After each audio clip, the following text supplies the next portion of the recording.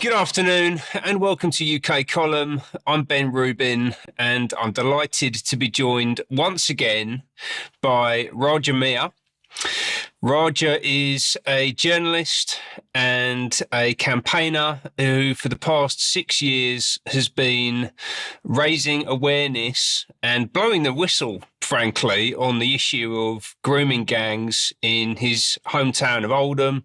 We had a fantastic and really jaw-dropping conversation at the start of this year about that, and I highly recommend that you go and watch that interview on the UK Column website.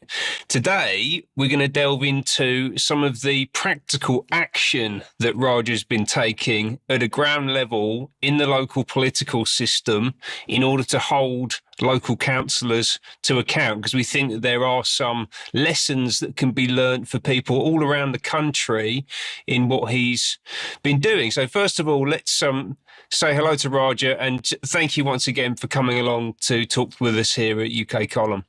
My pleasure, Ben. Thank you for having me. I really enjoyed last time, so thank you for that. Yeah. Good. We enjoyed it too. Yes, absolutely. It was a great discussion, definitely.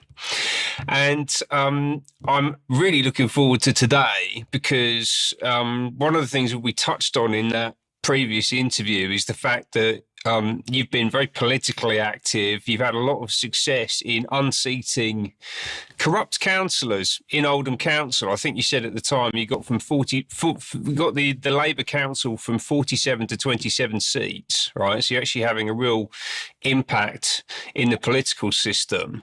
And I'm really looking forward to finding out more about how you've done that, basically. But I guess as a starting point, it'd be really good to hear a bit about your background in the political system, because I know this is something that you spent many years training in. And it'd be good to give people a bit of context on that. Yeah, sure. It's in some ways it's unfair, really, Ben. I came back into a small northern town where the political expertise was what you'd expect in towns such as mine, and I came from a very different place, and so I was at an advantage from the beginning when I got involved in this. My background, 20 years or so. 20 years at least, working at the highest level in government, sat in government task forces, sat in rooms with far back as when Tony Blair was Prime Minister, and so on and so on. My last stint I did in terms of politically was working for an organisation called the Young Foundation, Michael Young's organisation, which trained a new generation of political leaders. So that's what I did for a stint. I'm genuinely considered to be, if not an expert, more than competent in grassroots campaigning and mobilizing communities to take civic action on issues that matter to them. So I came from that background in the UK, and also internationally. I've traveled. I spent a substantial amount of my career working in what's known as counter-extremism. So I spent some time working across the world and sitting in rooms with various world leaders who had managed to overthrow despotic regimes, shall we say loosely, Ben. So I had that as well in terms of understanding how to go about it. And when I started, I quickly realized that the way in which we would have to fight against the establishment as such, the political class in my hometown, was no different to how insurgents had fought against despotic regimes elsewhere. So we deployed the same tactics in here in a small town, and it devastated them because they'd never come across anything like it. We mobilized communities, we supported them to find the courage. If you follow any of my work, my strapline is "Do not fear them," and that was for a reason. Right at the beginning, I knew where we were taking this, Ben. We were taking this to a place where we would be confronting and be pushed back by some of the most powerful politicians in the country. And they tried everything to shut us down. And when I talk about some of the most powerful politicians, I include now ministers of state such as Jim McMahon MP, Debbie Abrahams, who's the chair of a select committee, Angela Rayner is the deputy prime minister, and of course Andy Burnham is the Greater Manchester mayor. People are often shocked and surprised and disheartened that the country doesn't run the way we expect it to run, and our democracy isn't as clean as it should be. So people are shocked. In Oldham, we were prepared. We got the people prepared not to trust these people and to expect these people to come out against us and use every weapon at their disposal to try and silence us. And that includes lawful and unlawful means, including mobilizing Greater Manchester Police. To this day, there's a Greater Manchester Police operation named, your viewers can type it in, it's called Operation Hexagon. And Operation Hexagon was specifically designed and launched to counter myself and those people who aligned themselves with me, who did nothing other than simply speak out over the cover-up of the gang rape of children, and most importantly, politically mobilize to hold politicians involved to account, and that included removing them at the ballot box. And that's what I did. That's what we did, and I don't think they knew what hit them, and I don't think to this day they quite understand what they took on in terms of, this is historically a radical town as well. The working class mill town of Oldham, strong history with the suffragettes, with the Chartists, even the Luddites were from here, Ben. So there's all of that in the DNA of the people, and it didn't take a lot, if I'm honest with you, because people were rightfully angry, disillusioned, marginalised, and this was 5 years ago, 6 years ago when we started, and it's a pattern now repeated across the country. We were just fed up of being called racist for raising legitimate concerns. You were trained by the Young Foundation. We talk about the Young Foundation a lot. You basically gone rogue, Roger. I like this because they were training you to be someone that was going to promote the regime agenda, the despotic regime agenda. But you've basically turned all that training back against them by the sounds of it. That's exactly what I've done, Ben. And for me, it was I came into this clean, and I will leave this space clean. In the sense that my intentions and my agenda was always to improve the lives of working class communities, safeguard children, and protect communities, build stronger communities. I say this to all the people who come and find me, because I do sadly attract some people who I would describe as extreme right or far right. And I say to them right from the outset, my purpose in this space has always been to find a way in which we can all live together. So some people struggle with that, but the people on the right struggle with that in the same way that people on the left historically struggled with that. I am what I say I am. I'm a product of a northern working class town.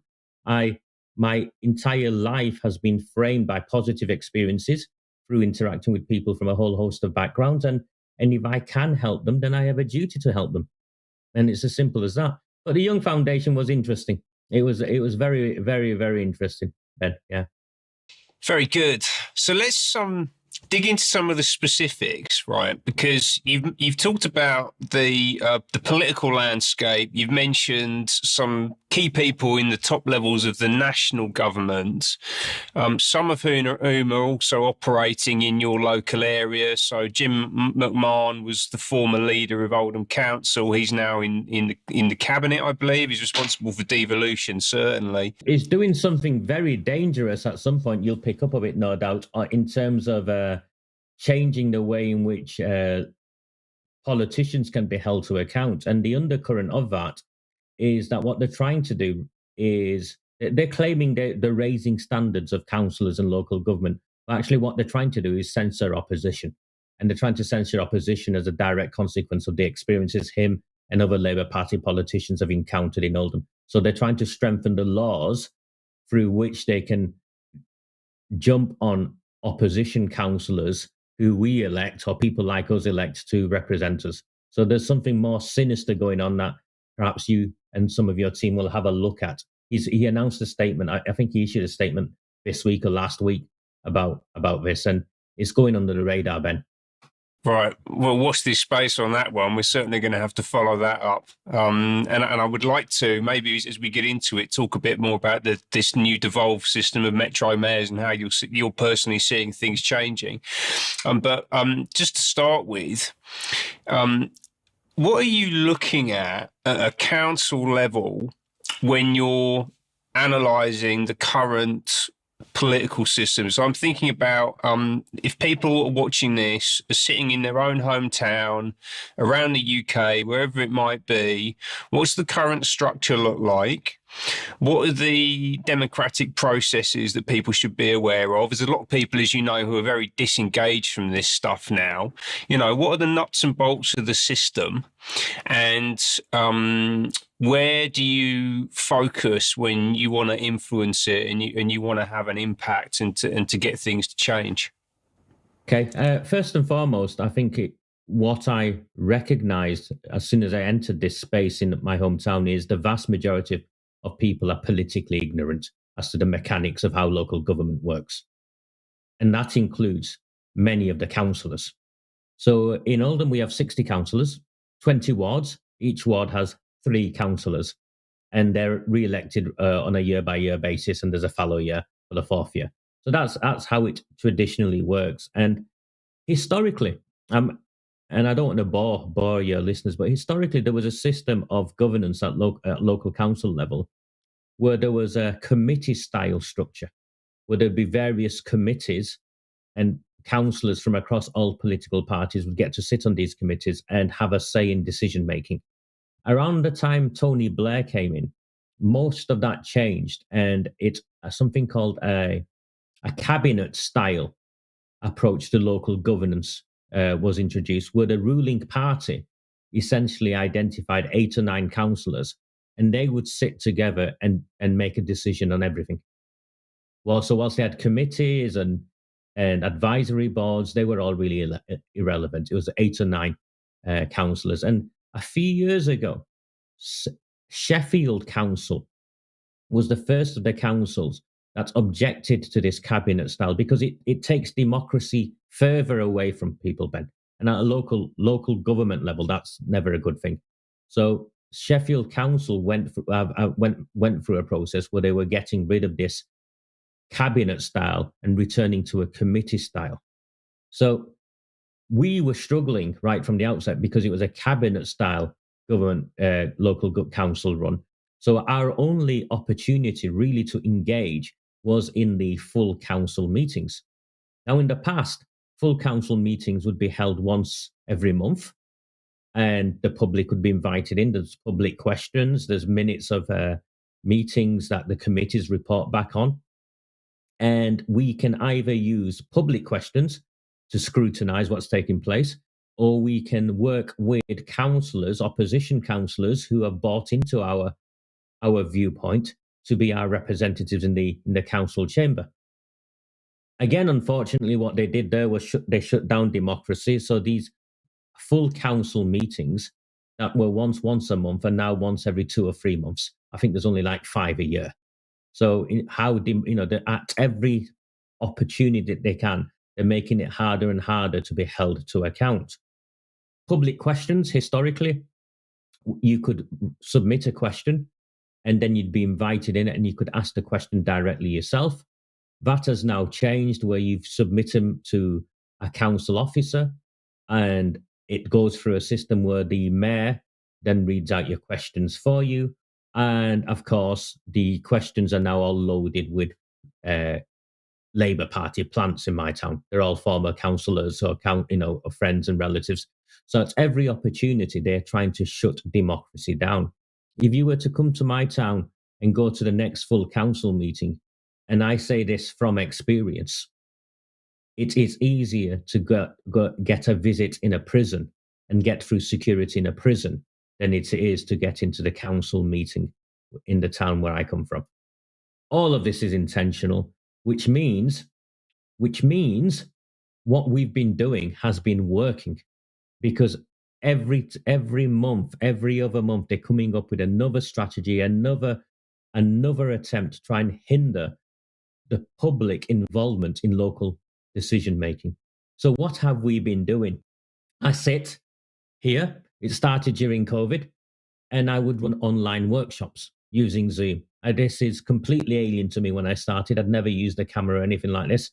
And I would run online workshops, and I would teach people how to decipher the various elements of what goes on in a council meeting and identify at every level where we have the opportunities to scrutinize, expose, and raise our voices to challenge the wrongdoing that was taking place. So, whilst my focus was and remains the cover up of the grooming and gang rape of children, I'm very clear that that is a symptom of an underlying failure in our democratic system. And we need to get to addressing that. So we do all of that. We talk, we discuss, we maybe have 16 to 20 at a time. And by the time I'd finished, Ben, we had a small army of mainly pensioners, if I'm honest with you, a small army of pensioners who had become experts on engaging in local democracy and holding democratic systems and structures to account. And the council hated it because they'd never come across anything like it. People asking questions, asking the right questions, and not going away until they'd either got an answer or we'd got a response that merely confirmed what we believed in the first place. And we knew that the local media wasn't on our side. In fact, I think it was only about 3 weeks ago that the editor of the Oldham Evening Chronicle, unprecedented, only 3 weeks ago, the editor of the Oldham Evening Chronicle came out and accused the council of corruption. Prior to that, the local media was controlled by the local authority.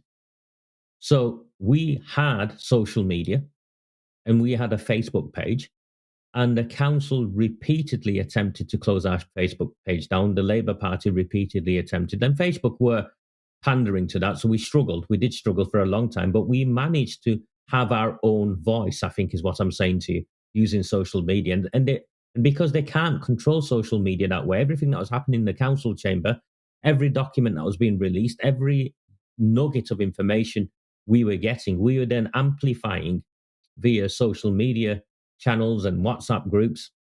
And by the time the elections came along, we'd already crowdfunded leaflets to do two things. One was to discredit the councillors who'd blocked us, as in blocked a public inquiry into the gang rape of children.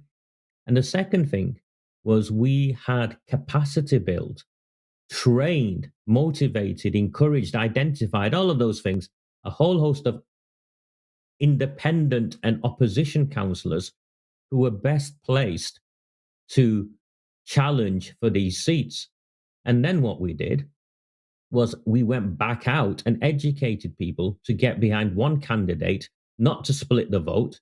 And because we came from a position of impartiality, I'm not a conservative, I'm not a Lib Dem, and I wasn't aligned to any of the independents we supported.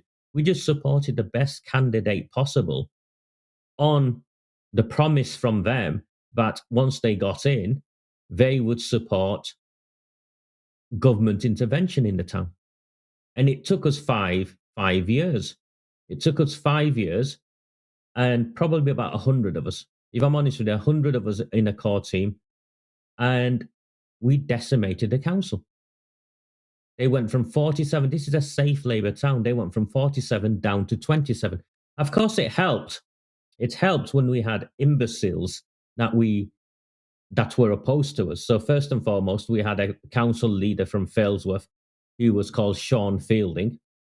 Sean Fielding was infamously held up his ripped underpants online just after he'd been forced to announce an inquiry into the gang rape of children. So that didn't help him. And he called it all barefaced lies. He stood up in the council chamber, called it barefaced lies. And when one of the elderly women went to the council meeting and asked a public question, it was like for me as a campaigner, it was like a lottery win. He stood up and he marched every councillor out of the council chamber twice, rather than answer a simple question regarding the employment of Shabir Ahmed in Oldham Council. So he just added fuel, really, the leader of the council. It made our work easier. We then had a council leader called Arooj Shah, Now, Arud Shah was Jim McMahon's, worked in Jim McMahon's office previously. So she's very close to Jim McMahon. She's now currently the chair of the Constitutional Committee of the Labour Party nationally. So this is a powerful woman, chair of the Constitutional Committee of the Labour Party. She, unfortunately, or fortunately perhaps for the campaign, unfortunately for the town, has direct links with organized crime. And this is a pattern when it comes to, in particular, Pakistani politicians in the Labour Party and their associations with organized crime. It's not racist. It's just a shame. It's a pattern. It's a regular pattern. There are immediate family members involved in either the heroin trade or in serious gangland affairs. Now, Arud Shah's brother is a convicted money launderer.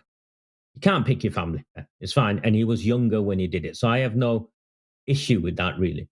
But the issue with Arud Shah is when she campaigned to get elected in the ward where we took her out from, which is Chadderton South, she went out celebrating the night of her election, red Labour Party rosette, with a man called Zia Hussain. Now, I name people because all of this is a matter of public record. Zia Hussain is a dangerous criminal who kidnapped and tortured a couple of young men in the town. He was convicted for it. When the police turned up, they found blood splattered all over the wall. Now, what is the leader of a council doing, partying? And not just randomly, they both had red Labour Party rosettes on their, on their jackets. So that just shows the links organized crime has in the town. So Zia Hussain, convicted kidnapper, convicted torturer, out celebrating an election victory wearing a Labour Party rosette with the leader of the town. It then emerged, and when I first got the information, I didn't really believe it. She describes as a childhood friendship, and I won't speculate any further than that. She has a childhood friendship with a man called Mohammed Imran Ali. Now, Mohammed Imran Ali is locally known as, by his gangland name, Irish Immy. Irish Immy is one of Dale Cregan's gang. He was the getaway driver of the cop killer Dale Cregan. One of these police officers that were murdered came from my town. So this is the getaway driver of the cop killer Dale Cregan, with a direct association with the leader of Oldham Council. Of course, he's got convictions for heroin dealing. And as I've maintained from the outset, the very same sorts of men, and I'm not saying this is him, but the very same sorts of men, the very same sorts of gangs that were involved in the peddling of heroin in towns such as mine also peddled children. And that's not anything that the police would dispute either. And it's a matter of fact. There's a direct correlation between the heroin dealers and those who trafficked children. So when that news got out, and we put it on leaflets, and we went out and campaigned, it was easy to remove her, or it should have been easy to remove her, because I'm looking at your face, and I'm imagining the face of people who listen. This is the chair of the National Constitutional Committee of the Labour Party, right arm advisor of Jim McMahon MP, also previously worked for Debbie Abrahams, close friend of Angela Rayner, direct relationships with some of the most dangerous criminals in the country. And she celebrates them. She celebrates her relationships, because these men, at election time, go and collect postal votes. So we knew all that was taking place. So we mobilized our community in Chadderton South, where she was standing. And we removed her, and we removed her with a Conservative. Unprecedented. This is a northern working class town. And the best candidate in that ward was a Conservative. And we mobilized and we got him elected. In the run up to the election, Ben, in terms of how you take these people out and to be ready to know what happens. The police arrested me at the instructions of Arooj Shah and at the instructions of one of her friends, the wife of a guy called Anthony Granger, who the police had shot dead in Salford a number of years ago. Her name is Gail Granger. They arrested me at the instructions of both Arooj Shah and Gail Granger to stop me campaigning. The police officer, the detective inspector, very specifically told me if I continued to campaign, I would be locked up. Of course, I continued to campaign.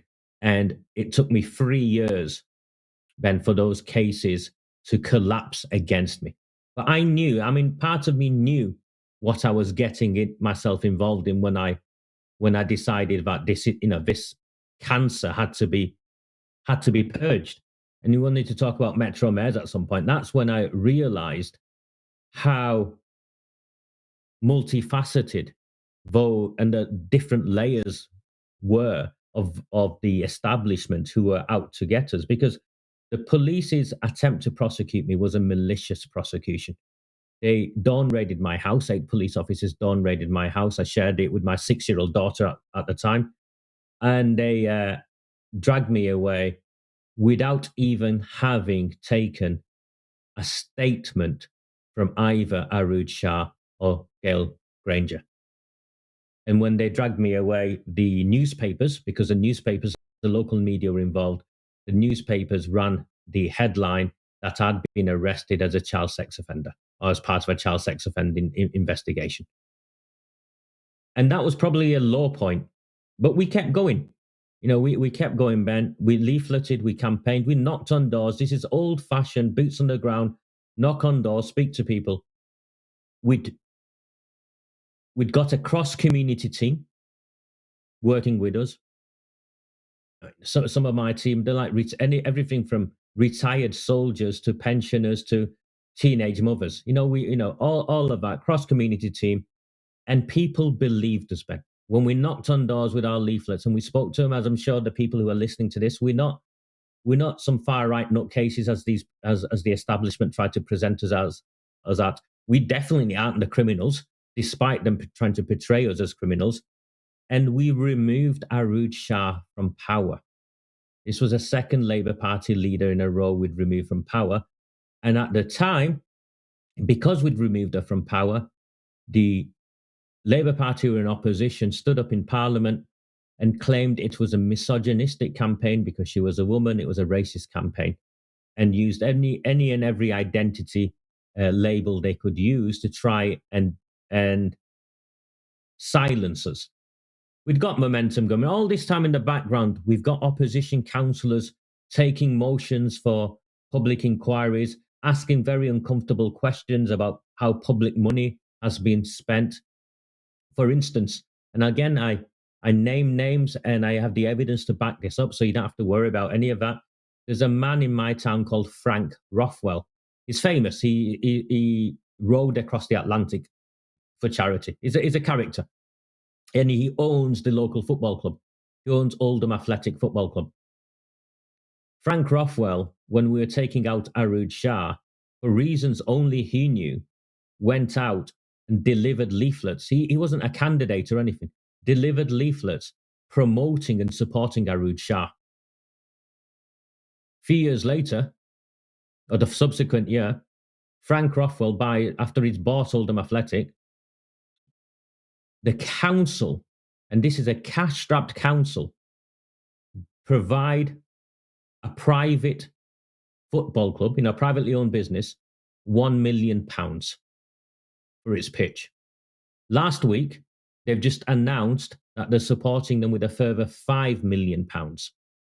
And I think what I'm trying to say to you, Ben, is that in towns such as mine, when you campaign against the establishment, you're campaigning against what is a completely rotten borough.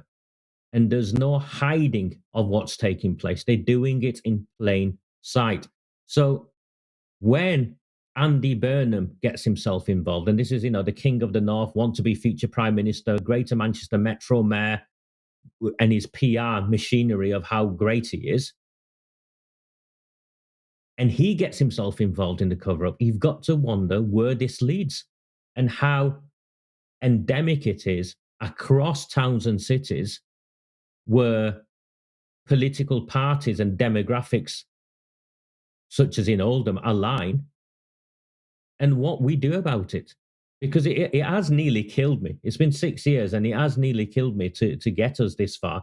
And we're still nowhere near. And I'll be honest with you, we managed, we're fighting and we're holding our own, but we're nowhere near cleaning up this town.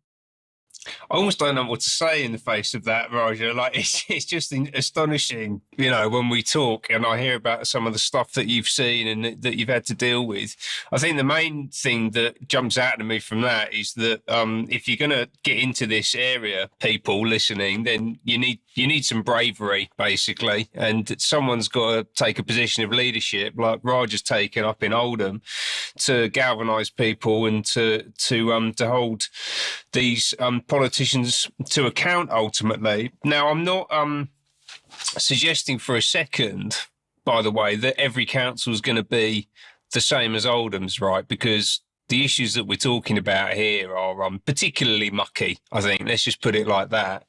But a lot of the discussion that we have, certainly what we see in the mainstream media on a day-to-day basis is all about national politicians, the Keir Starmers and the Boris Johnsons and whoever else you might want to talk about, Nigel Farage, whoever it might be. But actually, where the rubber really meets the road in terms of policy, like where stuff actually gets done, where it happens, where the shovels meet the ground, that's at a local council level, which is why what we're talking about here is so important. And, you've just recounted a lot of work which has been successful. You're still grinding it out.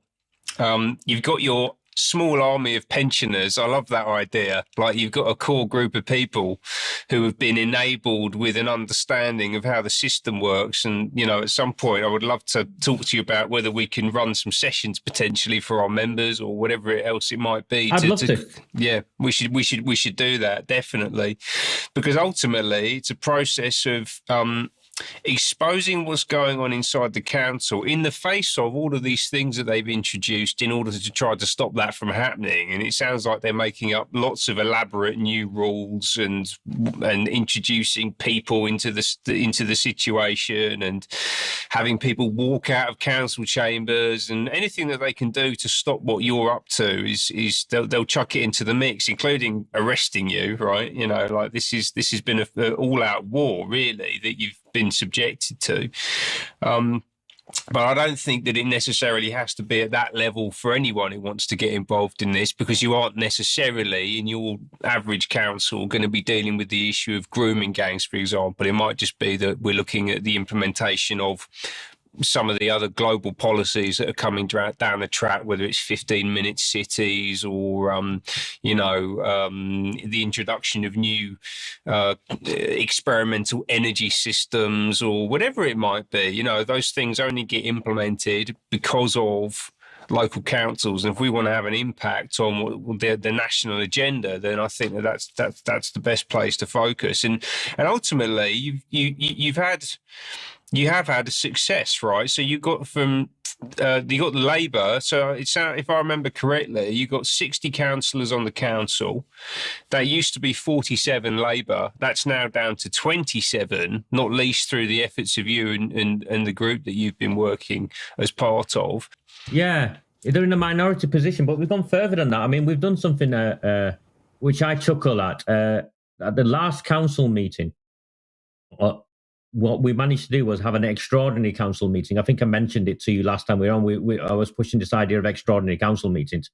We manoeuvred even the Labour Party councillors into a position. We manoeuvred them into a position where every councillor, Labour, Conservative, Lib Dem, Independent, the sectarians, we manoeuvred them in such a way, because we've got the town watching, Ben, and what we're doing, and they know how we'll react. Because that's, how it works, isn't it? Democracy. If it's open, if it's transparent, and you can see what the decisions they're making, and you're informed, then they've got less wriggle room to do the wrong thing. We forced every councillor to vote to reject Yvette Cooper's local inquiry with this KC called Tom Carver, because it's toothless, there's no statutory powers, and demand that the Home Secretary look at it again and for a public inquiry. So we got Labour Party councillors. We went further than just to make them a minority opposition. We forced them to vote with us, Ben. And the reason we managed that was because of the pressure we put them under. And that's politics, isn't it? It's about leveraging public opinion and applying pressure in the right way at the right time to get the results you want. And it doesn't matter. I agree with you. It doesn't matter what the theme is. And for the vast majority of people, the themes aren't dangerous. What we're doing is dangerous, but the themes aren't dangerous, but the methodology is the same. You've got to learn to understand how the game operates, where the leverage points are, where you're most effective from the outside in, and how you can maximize the resources that you have to achieve the change you want. And that's essentially political campaigning. Being armed with the truth, right? I mean, what you're talking about, the mechanics of it are quite simple, right? So you basically got a council that is corrupt. You are doing things on a consistent basis to reveal that corruption by questioning them in a systematic way, knowing what questions to ask and when, inserting yourself into the process and interfering with them as much as possible. And then taking what you're finding through that additional kind of process of revelation, right? Because things are being revealed to you, taking that information and just go and telling people, so actually when and I'm guessing, because this is you said that these elections happen every year. So is there a season when you're out going door to door? Yeah, so the local elections are in May every year. There's not one this year because it's a fallow year, because last year was like an all-out election because the Boundary Commission changed things. So that. But what we normally do is, from January till May, end of January, once it gets a bit darker to May, we're out door knocking non-stop with leaflets. We crowdfund the leaflets. But prior to that, in the autumn, we tend to be educating people online using Zoom, using whatever the platforms are.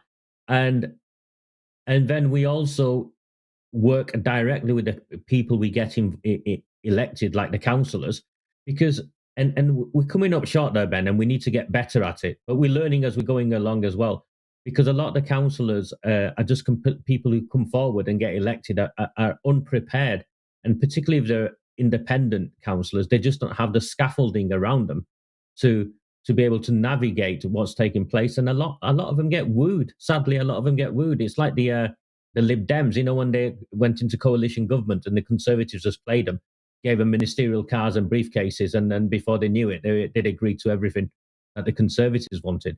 Well, it's no different to that in local government. It's just a sad state of affairs. They get invited into a room by the chief executive, and the drinks will come out, and they'll get put on, something like the head of planning, and there'll be an additional allowance of £10,000, which doubles the salary of a councillor. And humans are, people are what they are, and we struggle with some of that. But we're getting better. We are getting better at it. And I'm not being negative. It's just we've just been on a journey ourselves, Ben. So, and we're getting better and better. Ultimately, really, what needs to happen is that one of the mainstream parties needs to clean its act up and take this head on. But when it comes to child abuse, it's across all of them, isn't it? Look at the Conservatives. They were in power for 14 years. They could have and should have launched an inquiry into this. It wasn't their voter base. It wasn't their politicians, but they didn't. Yeah, I don't think I'm holding my breath for any of the mainstream parties to sort things out. And your point about people getting, how would you describe it?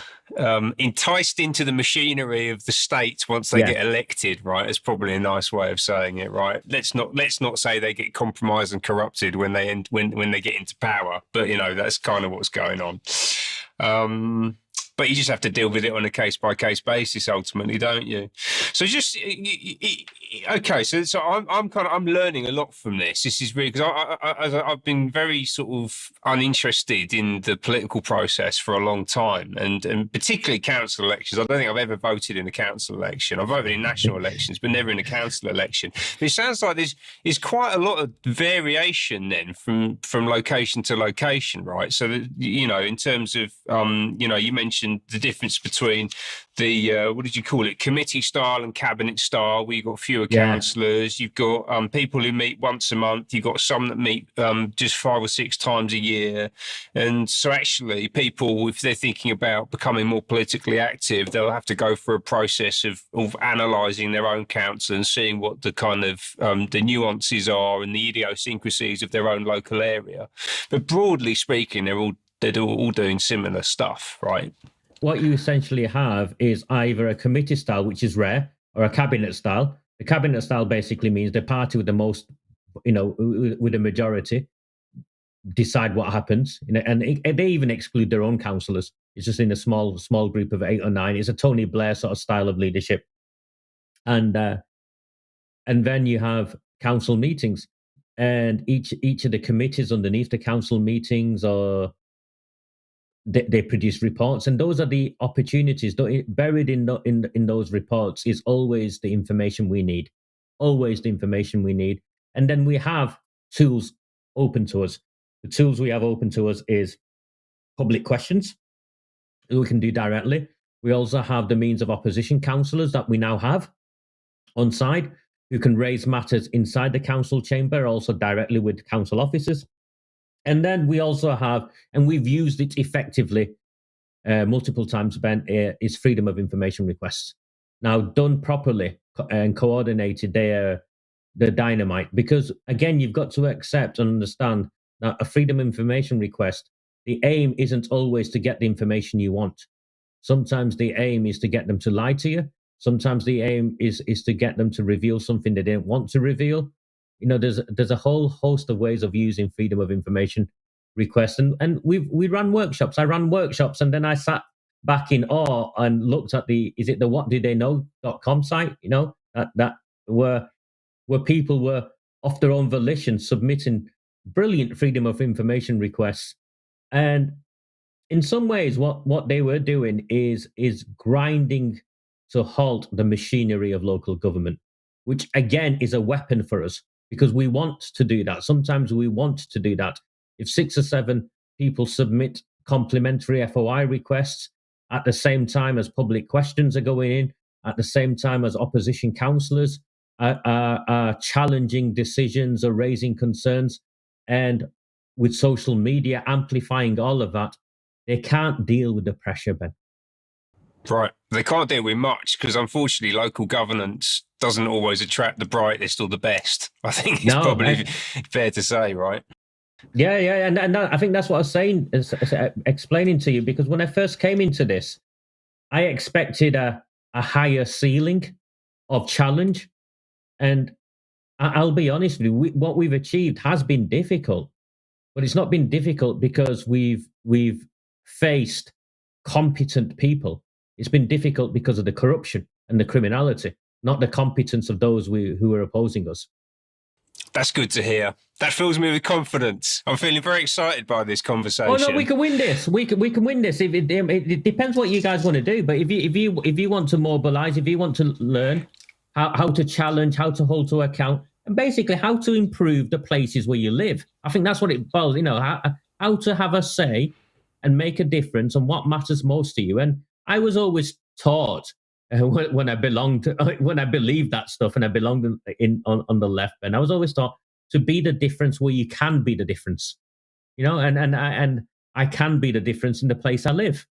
I can't, I say to my Muslim friends, for instance, I can't do anything about what's going on in Israel or Gaza or in Ukraine or any of those sorts of places, but I can make a difference what happens at the local children's home, or whether the local taxi driver is a sex offender or not and has access to children. Those are the things I can make a difference on. I could not agree more. We hear a lot about global leadership, and you have these programs where people are presented as, we're going to fix things all around the world. It's like, no, you're not. You can't do that. You can fix things in your immediate area, right? And that's it. And that's all of us should really aspire to, you know. And if we all did that, then the world would be a much better place. Yeah, sphere of influence. We used to call it the sphere of influence. You know, what are my skills? Where do I have legitimacy? And where can I make a difference? So, and those three features, put them together, and off you go. Fantastic.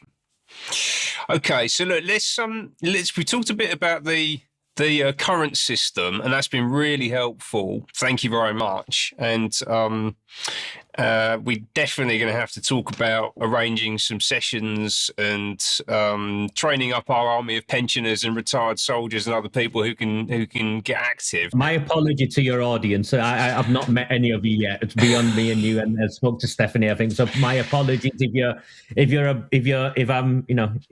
very different to what I'm used to.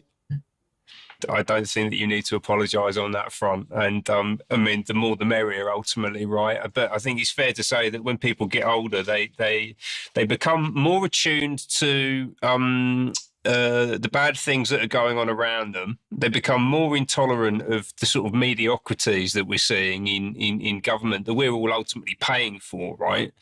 And, you know, as and when we will bring in the younger generation, we can bring in the younger generation. But, you know, at its core, we need everyone involved in this, you know, if we're gonna take the country in a better direction. So no need to apologise on that front. One thing I would definitely like to just wrap up on actually is where you see things going next. So we've talked about the current system. We talked about the success that you've been having in your local council in Oldham, which has been fantastic. But what are they trying to do? You mentioned Jim McMahon, who you know very well, who's doing some stuff. They've just announced something about censoring opposition. Well, they haven't called it censoring opposition. Your interpretation of it is it's about censoring opposition. It'd be great to just hear a little bit more about that. And then also, I'm sure that's part of this broader process of what they're calling devolution to the Metro Mayor system. And it'd be great to hear what your thoughts are on that as well. That's exactly what they're doing. It's under the devolution banner, and they're introducing more Metro Mayors. They reckon it's worked. They want to have a higher standard of councillors. That means they want to censor the opposition more. And McMahon's leading it. And McMahon's leading it based upon his experiences of what we've done to him and his associates over the last 6 years. I mean, this man hates us. Not just me, he hates us. He's wanted so many of us in prison. And we are a threat to the Labour Party machinery of what governance looks like. Now, unfortunately, the Conservatives couldn't care less. They've not took the time to understand any of this properly, sadly, Ben. So they've not got any answers. And I think so far, Reform have been nothing other than sound bites. So we've got 3 years or 4 years to try and inform and influence at least one or two of the opposition parties to understand the dangers of what's taking place and come up with an alternative model. Now, the Metro Mayors don't work. For me, the Metro Mayor, the political appointments and the Metro Mayors also are the police and crime commissioners. So before I came on with you this morning, I submitted another complaint to the police who are essentially protecting individuals who are inciting serious violence against me. And I know that the police, because I've sat in my living room with the police, I know that the police have been ordered to let this continue. And they've been ordered because of the political infiltration of the police force by the political establishment, in Greater Manchester, by Andy Burnham and the Labour Party. He's got Kate Green. He's devolved the powers to. Now, the issue you have here is if we elect Metro Mayors, there can't be existing politicians with cosy relationships. And what they're doing, the layer of devolution, what they're doing is strengthening their hold and their ability to protect each other. It's not devolution, it's a racket. It's a protection racket. And it is something you would find in 1930s Chicago rather than here. I listened to, I think it was on Talk News, randomly it popped up on my thread. There was a police and crime commissioner, I think, who was elected somewhere, and he beat the Labour Party candidate. And this man went through hell. I forget his name, but he went through hell with a whole host of allegations made against him. He tried to commit suicide. His wife found him, and the only reason he didn't kill himself was because he failed to do so. And it turned out that a senior Labour Party MP had been involved in it because he'd won the Metro Mayor or Metro Mayor position or the Police and Crime Commissioner position. And that's you've got to understand these positions are key anchor points, the key gateways, linchpins in that corrupt system of continuing to control, and they want more control. What they want is more control, more quangos, more of these devolved roles, and ultimately more control. So if you do have an objection, if you do have something that's a concern that you legitimately raise, the only place it's going to is their own. Yeah, they just want to tie you up in the bureaucracy that they control ultimately, don't they? Yeah. Yeah. Okay. Look, Roger, that's been fantastic. Thank you very much. That was really insightful, and you've given me a lot of hope, actually. No, please, and please do follow us. We are currently going up, or about to go up, against a man called Tom Crowther. He's a KC.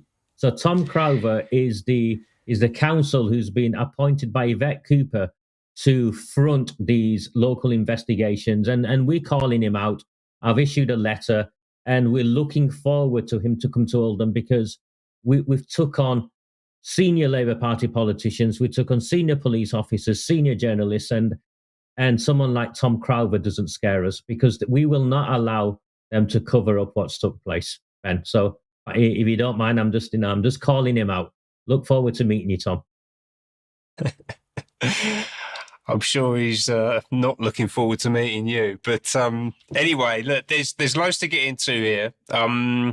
We'll no doubt be talking about this again, and I look forward to inviting you in at some point to have another conversation. Maybe we can make it more of an interactive discussion with some of our members and help people think about how they can get active. Please, like a Q&A or some sort of case studies where you bring real life challenges in towns and cities where you've got some of your members, and I can say, well, okay, have we looked at this? Have you looked at that? And I'd love to do that. It'd be no problem whatsoever. Fantastic. Great stuff. Well, look, Roger, thank you so much again for your time. It's been a fantastic discussion.